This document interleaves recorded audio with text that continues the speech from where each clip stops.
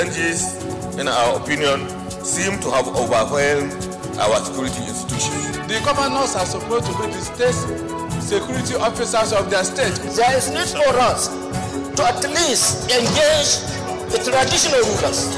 We need to do something about our porous borders.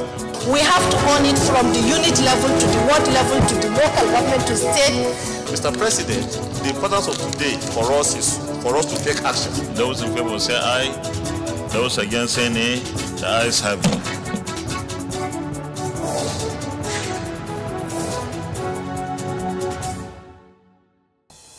Hello and welcome to Inside the Senate.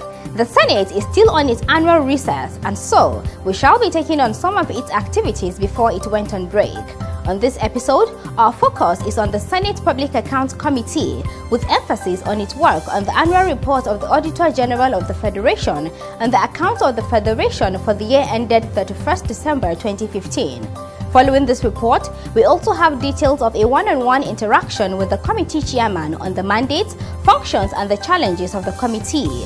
These, alongside other reports in the course of the program. I am Hussaina Amina Aboki. Stay tuned for details after the break.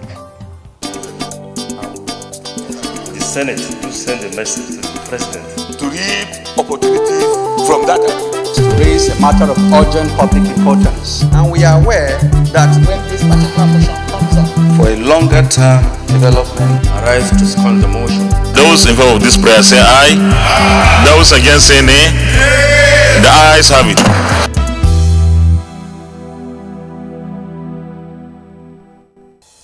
Welcome back. Last week, online media was awash with stories alluding to the fact that the Senate has approved the creation of about 20 states. It responded with a press statement which spelled out the conditions for the creation of more states as enshrined in the 1999 Constitution of the Federal Republic of Nigeria as amended. In a statement signed by the chairman, Senate Committee on Media and Public Affairs, Senator Bashiru Ajibola, the Senate refuted the claim that the Senate has approved the creation of 20 more states. It then stated that all conditions for the creation of new states are provided for in Section 8 of the Constitution. The statement added that the section provides that an act of the National Assembly for the purpose of creation of a new state shall only be passed if a request supported by at least 2/3 majority of members representing the area demanding the creation of the new state in each of the following, namely 1. The Senate and House of Representatives, 2. The House of Assembly in respect of the area, and 3. The Local Government Council in respect of the area is received by the National Assembly. B. A proposal for the creation of the state is thereafter approved in a referendum by at least 2/3 majority of the people of where the demand of the creation of the state originated. C. The result of the referendum is then approved by a simple majority of all the states of the Federation supported by a simple majority of the members of the Houses of Assembly. And D. The proposal is approved by a resolution passed by 2/3 majority of members of each House of the National Assembly. As a result of the above-mentioned condition, the statement said, the committee or indeed the Senate is in no position to propose the creation of any new state until the above-mentioned conditions are complied with. Moving on to our review of past events, we will now take the report of the Public Accounts Committee. But first, a brief background into it. The Public Accounts Committee historically is the first to be established in the British Parliament 500 years ago, with the mandate to investigate and hold the executive to account on how public money is spent. In the Nigerian context, it is the only committee of the Senate that is empowered under Section 85 of the 1999 Constitution of the Federal Republic of Nigeria as amended to put the executive under watch to ensure transparency and accountability in expending taxpayers' money. Constitutionally, the position of the chairman of the Public Accounts Committee is reserved for a member of the opposition party. In this dispensation, one of the most salient tasks it executed was the investigation of government finances in the financial year ending 31st December 2015. The report of the committee was presented to the 9th Senate and considered before its recess. Arise to move that the Senate will consider Committee Chairman Senator Matthew Urogide, in the report titled Annual Report of the Auditor General of the Federation on the account of the Federation for the year ended 31st December 2015, disclosed that the committee focused on the nation's revenue-generating agencies during its investigation drive. Some of these included Office of the Accountant General of the Federation, Central Bank of Nigeria (CBN), Nigerian National Petroleum Corporation (NNPC), Department of Petroleum Resources (DPR), Federal Inland Revenue Services (FIRS), Nigerian Customs Services (NCS), as well as Petroleum Pricing Regulatory Agency (PPRA). Senator Urogide disclosed that these, alongside other MDAs, were called upon to offer clarifications on queries for which their earlier responses to the Auditor General were not satisfactory. And from their responses, the committee made the following observations. Consistent contravention of relevant constitutional provisions and all extant laws by the Office of the Accountant General of the Federation. This includes late submission of annual financial statements, withdrawals of funds by executive arm from special funds accounts for purposes other than the objectives the funds were created, and without recourse to the National Assembly for authorization. Absence of collaboration among the two key agencies involved in the management and superintending of our public funds, that is the Office of the Auditor General and the Office of the Accountant General. Such attitude of interagency lack of cooperation constitutes a barrier to efficient, effective, economic and transparent audit process of the nation's federation account.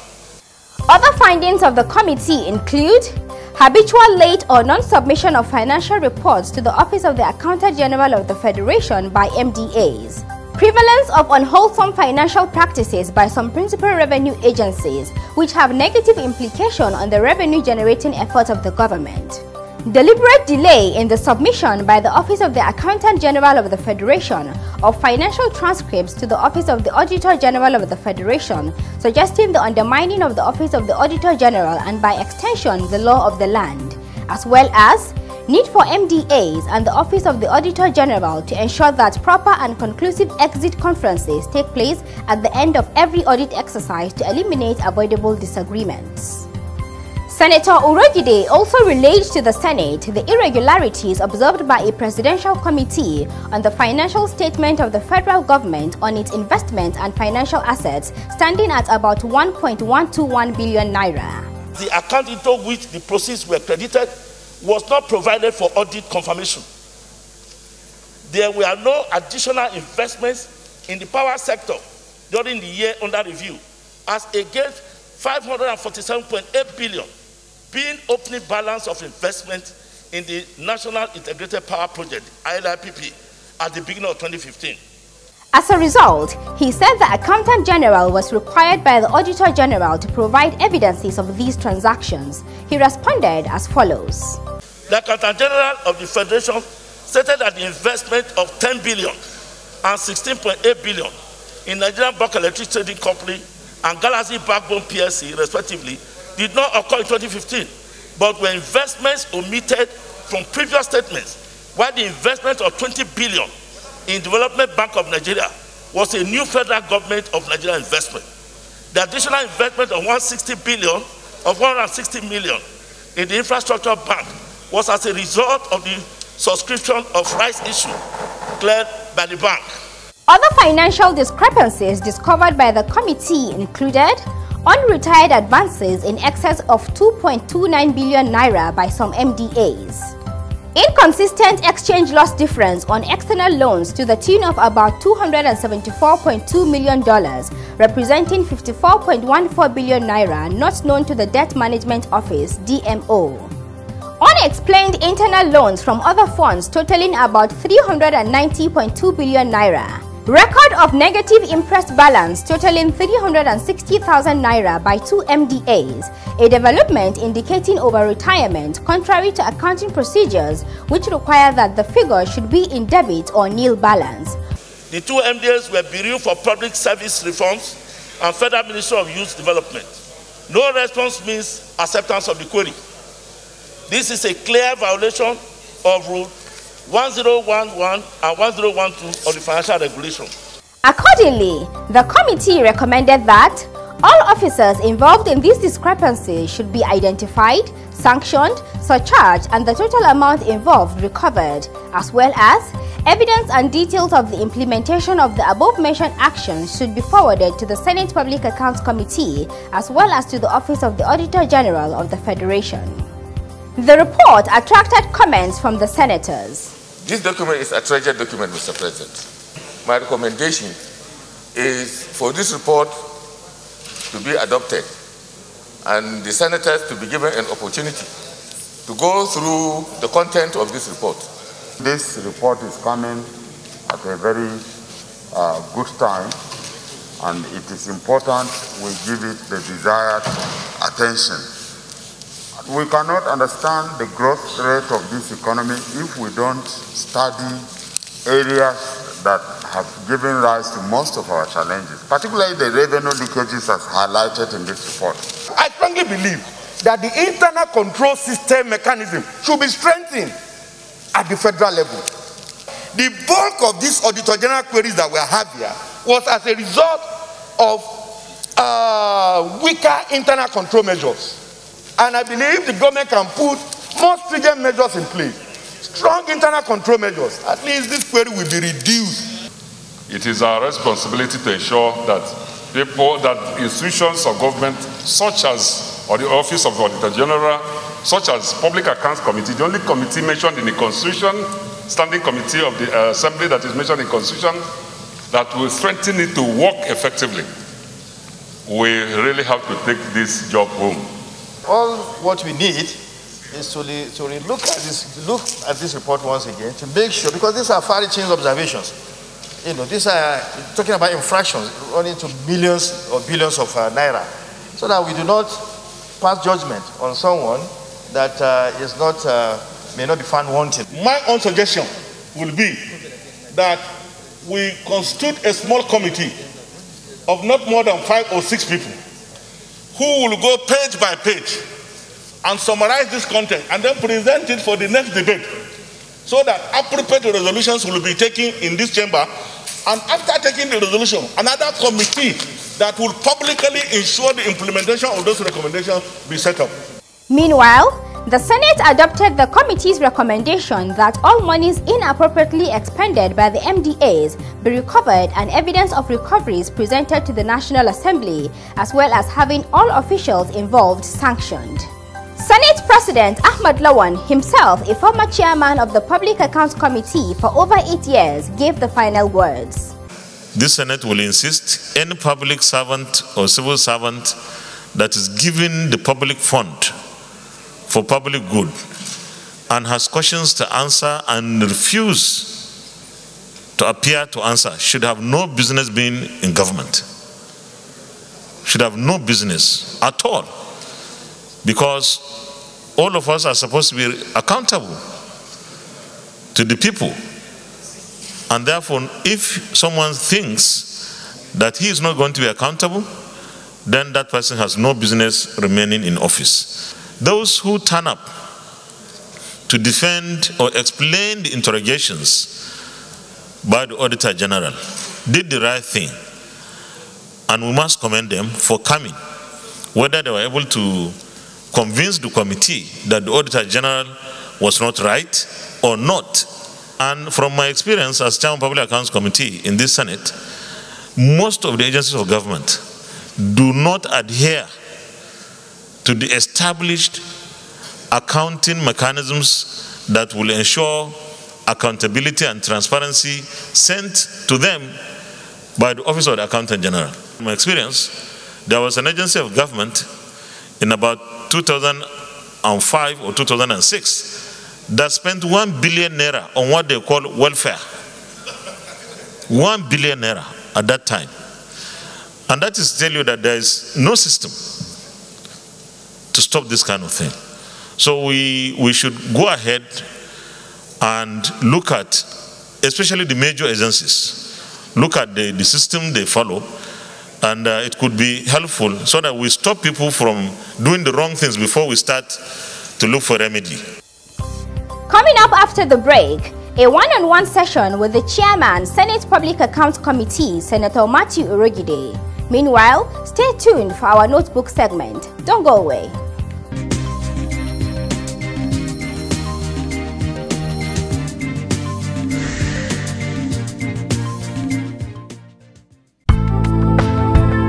Oversight is one of the major duties of the legislature as provided for in sections 81, 82 and 88 of the 1999 Constitution as amended and the Senate Standing Rules. These sections empower the Senate to investigate public funds entrusted to the ministries, departments and agencies. Oversight is conducted by committees of the Senate over ministries, departments and agencies that come under their supervision. The committees perform their oversight duties through site visits, investigations and public hearings, amongst others. The only way out of the pandemic is for the population to observe the recommended measures advised by the NCDC. The Senate Committees on Health and Primary Health Care and Communicable Diseases will continue to engage with the Federal Ministry of Health and the Presidential Task Force on COVID-19. If you are just joining us, the program is Inside the Senate, a weekly review of activities in the Senate wing of the National Assembly, from plenary to committee rooms and the office of the Senate President, amongst others. Before the break, we brought you the Senate response to a news report alluding that it has recommended the creation of 20 additional states. We also brought you the submission of the Senate Committee on Public Accounts as it presented a report to the Senate. We now continue the program with a one-on-one interaction with the Chairman, Public Accounts Committee, Senator Matthew Urogide. Public Accounts Committee, within the context of the Nigerian Constitution. He started by speaking on the committee within the context of the Nigerian Constitution as well as the Senate Standing Rules, amongst other things. It's the special committee, one of the 6 special committees. And the Public Accounts Committee is the one too that is mentioned as a committee in the Constitution, Section 85 of the Constitution, and with particular reference to subsection 6. Because it's a special committee, it is headed by somebody, a senator that is in opposition party. Why? It is to guarantee that reports or observations that are made are within the context of what is acceptable. All right? That is real accountability and transparency and then what we call value for money. He also spoke further on the main mandate of the committee. Number 1, we must ensure that all public transactions, all financial transactions, okay, that are carried out on behalf of the public or on behalf of government. When we say government, we're talking of MDs, parastatals, commissions, courts, and then of course, foreign missions and all of that. Everywhere, there's no exception. And of course, for this number, we must attach a number. It's about 797. Okay? We are to ensure that there's an accountability, there's transparency, and that there is value for money. Another mandate of the committee, he said, is to question the competence of contractors to execute government projects through oversight. Anywhere federal government money or what is appropriated by the National Assembly, everywhere it gets to, we have the eyes of going in. That is why public accounts must go. Moving on, the committee chairman also spoke on some challenges encountered with some of the nation's revenue-generating agencies and actions adopted to resolve them. Many of them come to under-declare. Take, for instance, there is a rule that any agency that is fully funded by government, if you are a revenue-bearing agency, everything you collect must be paid back to the consolidated revenue fund. If you are partially funded, you take 75, pay 25% back. And then, of course, when you have operating surplus, you're supposed to take 20% and pay 80% back to government coffers. Because these are avenues of revenue to government. It's only public accounts, too, that can go and find out that revenue profile, it is correct, as you have stated. Then for the same thing for the expenditure. So when we do status inquiries, we equally carry out, we equally see how you collect your revenue and how you expend. So you can see, apart from Auditor General's reports, annual report when it comes to auditing, that financial audit, which we must see, we equally have to do value for money audits, and then of course we have to do status inquiries. Coming from the Nigerian experience, Senator Urogide said that during one of his visits to the British Parliament, he sought to know from the British Auditor General if it was possible for an MDA to seek appropriation for the following year, even when its account for the previous year has not been audited. He said it doesn't happen in Britain, neither even in America, that you come for appropriation the succeeding year, in 2021, when the preceding year, 2020, you have not audited your accounts. And if you go and check the establishment acts of all agencies of government, NPA, NNPC, police, army, navy, go and check the establishment act. The act establishing them under audit, go and check. They are expected to audit their accounts 5 years into the new financial year. That is every 31st of May. You should have finished auditing your accounts. And the reports sent to the Auditor General for him to vet, we are not to audit, but the Auditor General vets them. His comments are the things we see. That's why this book is about his comments. And that's what the Constitution says. So, it doesn't happen elsewhere. Senator Urogide counted the legacies he said he had derived from the Senate President Ahmed Lawan, who himself was chairman of the Senate Public Accounts Committee in the 6th and 7th Senates for 8 years. Number one, Ahmed Lawan is an academic. Okay? He has a PhD, was a teacher. Before he became the chairman of this committee. I derived first and foremost from him that you could do this job if you do it painstakingly and if you are very studious. You must study these issues, you must be dispassionate about them, you must have open mind, and once you have a clear understanding, a clear head, you can do. It is really not a job for professional accountants and what have you. So I got that from, from his own tenure, or his own activities when he was there as chairman. On what legacy he intends to leave behind for a smooth takeoff by whoever will inherit him as chairman, Senator Urogide had this to say. Before we finish the 9th Senate, I want to clear 2019, 2020, 2021, 2022, so that anybody that will come subsequently, we know that we have cleared all our accounts for all these years. That's it from the chairman of the Senate Committee on Public Accounts, Senator Matthew Urogide. I am sure you have a better understanding of the working of the Public Accounts Committee. Before we wrap up the program, let's take our profile segment for our Senator of the Week.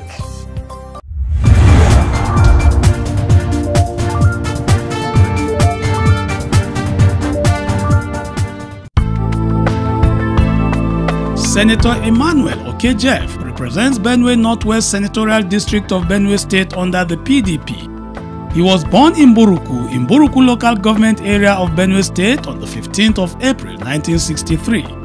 He attended NKST Primary School between 1970 and 1976 for his first school leaving certificate, as well as Bristol Secondary School for his West African School Certificate (WASC) in 1985.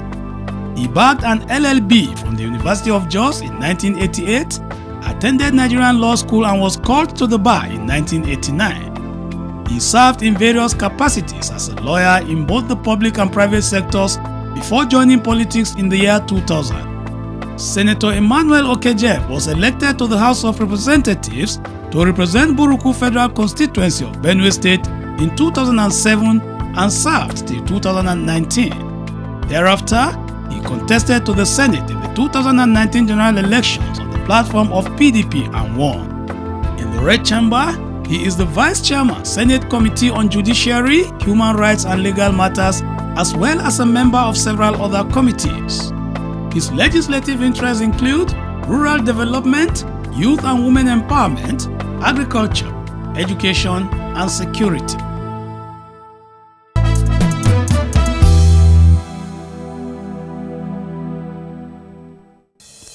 With this, we come to the end of our program this week.